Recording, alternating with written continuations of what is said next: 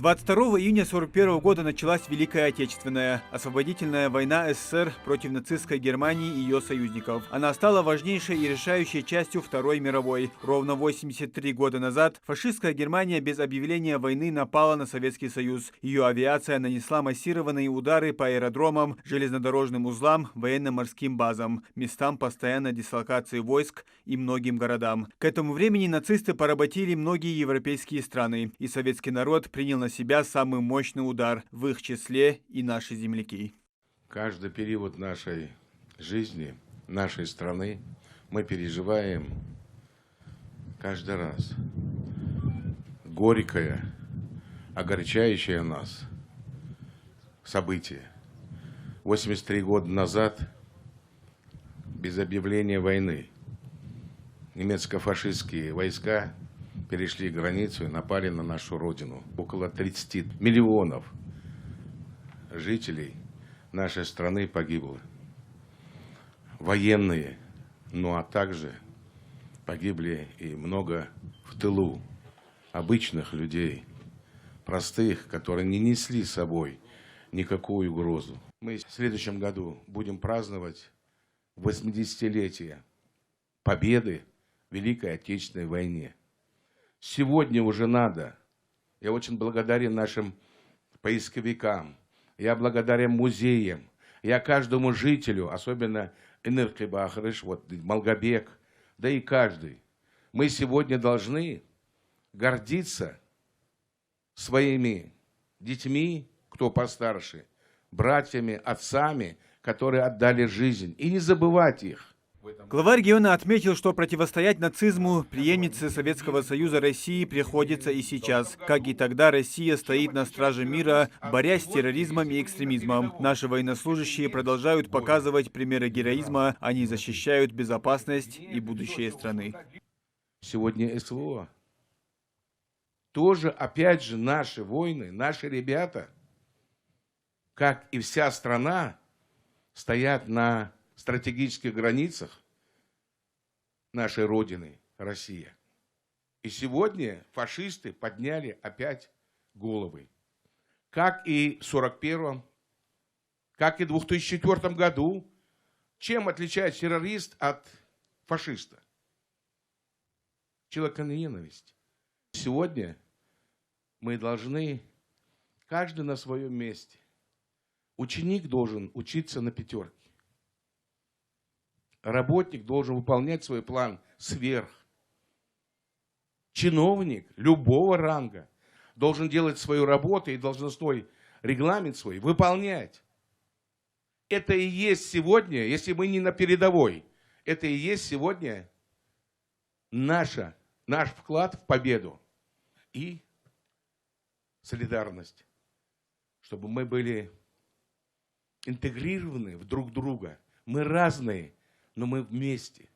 И Владимир Владимирович Путин, он всегда, вы знаете его высказывания, они настолько продуманы, они глубокие.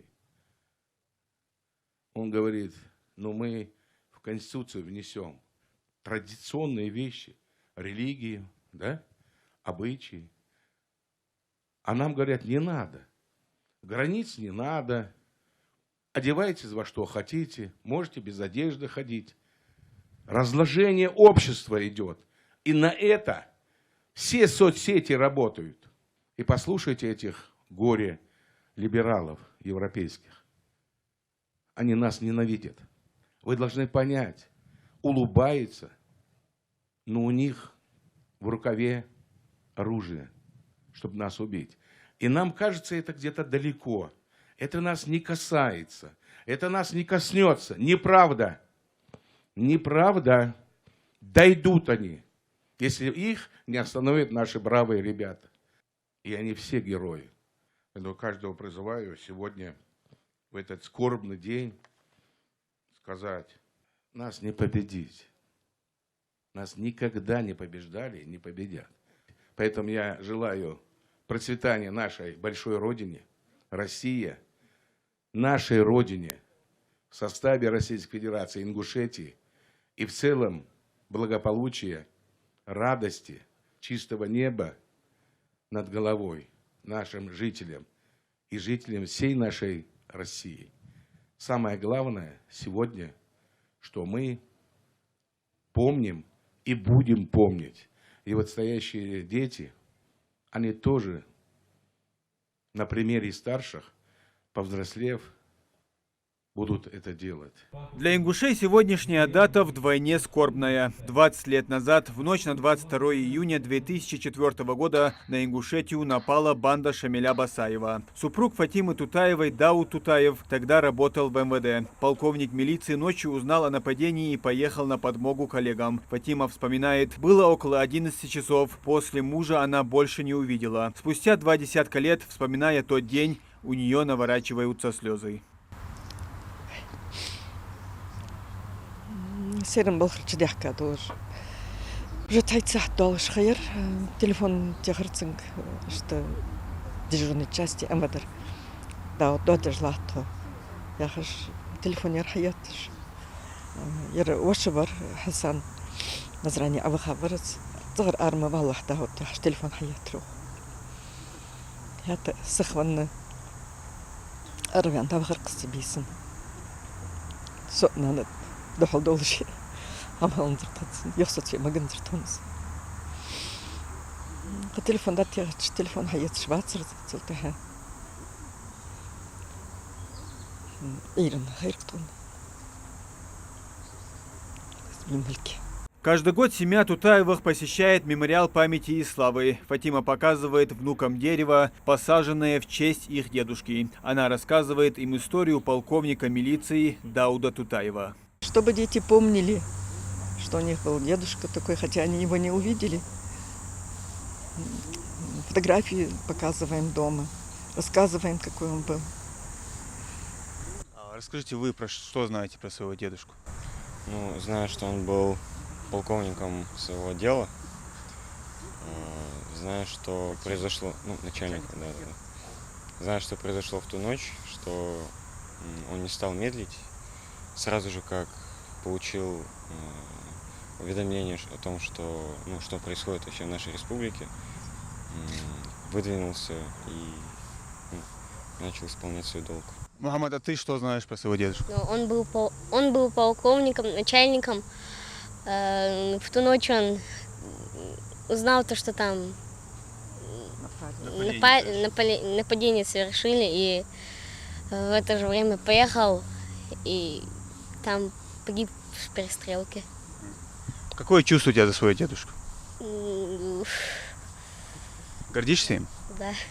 Многих своих сослуживцев той ночью не дождался Магомед Батаев. Мужчина, как и его двое братьев, также работал в милиции. Нападение семья Тутаевых пережила, но многие близкие друзья были убиты. В честь каждого из них здесь, на мемориале памяти и славы, высажены именные деревья. Я Чали Юсуп Яхжор, Амони, начальник отдела кадров, Чоды Гизамса Гори, в ночь погиб. Так.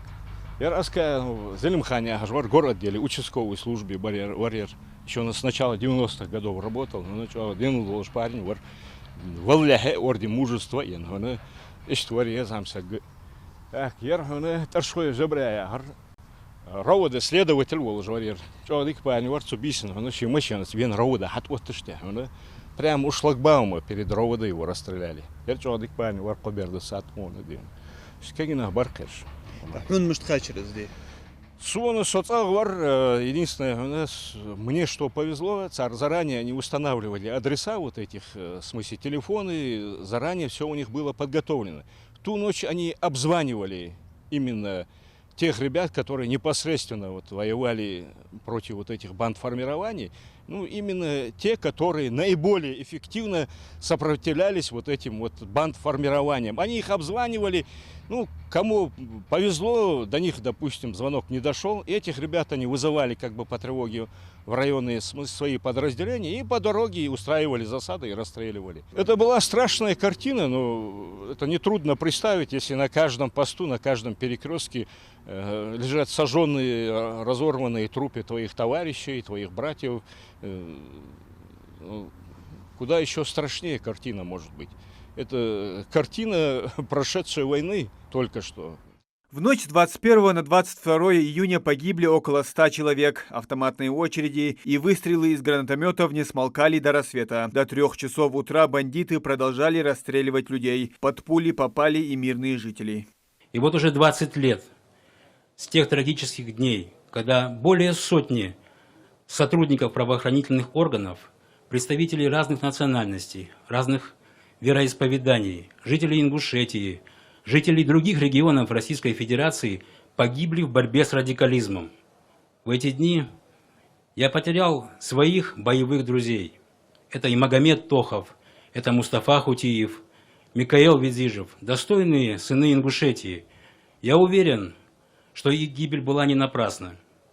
Сегодня молодежь воспитывается на их подвиге. Ингушетия развивается и процветает. Особые слова благодарности хотелось бы сказать главе Республики Ингушетия Махмуду Алиму Шариповичу, а также руководителям силовых ведомств за то, что вы не забываете семьи погибших сотрудников. Мы будем продолжать правое дело наших предков. Вечная память погибшим. Большое спасибо.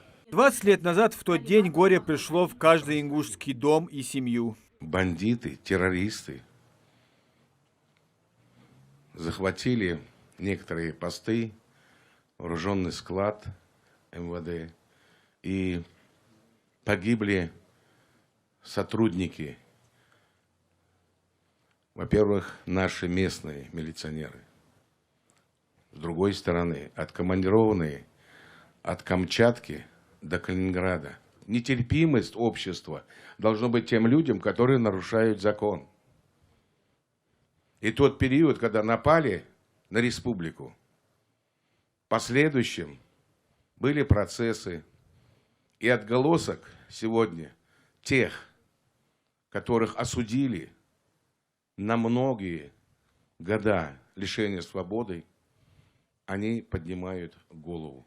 Сегодня мы в этот скорбный день должны не забывать каждого ребенка, маму, которая осталась без сына, жену, вдову, которая осталась без мужа, без отца, которые остались дети. Мы должны сегодня думать, и каждый глава района, города, это не только правительство, мы это делаем и будем делать, но каждый человек, тем более при власти, депутатский корпус, должны знать каждую семью. Переоделись в камуфляж, нацепили какие-то повязки и просто расстреливали. Расстреливали. И никогда прощения не будет Басаеву, его банде, которая сюда зашла. И мы должны знать, и должны к этому относиться серьезно. Для нас они враги, потому что они просто приходили, останавливали. Ну и там же и гражданских расстреливали. Не только военных или МВД, или даже человек в администрации работает, ветеринарную службу несет, его тоже, потому что он, видите ли, на государство работает. Столько вреда, убийств они принесли нам. Поэтому сегодня мы должны сказать спасибо тем ребятам. На первом плане стояли сотрудники МВД. Их поэтому и погибло больше всех. Поэтому мы должны помнить о них. Сотрудники ФСБ. И знаете, вот деление, это наш, не наш, они все наши. Они защитники нашего Отечества, Россия. Где бы ни был, он сотрудник федеральной службы. Я имею в виду МВД и прокурор, и все. И они оказались на переднем плане. Мы сегодня должны в каждой школе, в каждом классе донести не просто формально урок мужества, у нас все идет правильно, но мы должны проникнуться, чтобы ребята осознали, чтобы они пример брали с героев, а не с тех, кто хорошо на машине катается богатой или дома понастроил. Не на них равняться. Мы же верующие люди. Вейн хадан русма хочет дивень. Хочет даст делать еще вейдали. Ну, почему тогда мы идем в другую сторону? Поэтому сегодня скорбь из-за нападения столько погибло. В память о павших воинах и всех жертвах войны на мемориале почтили минутой молчания, а после состоялось торжественное возложение цветов к вечному огню. Муслим Ганиев, Акрамат Дасхоев, Магаз 24.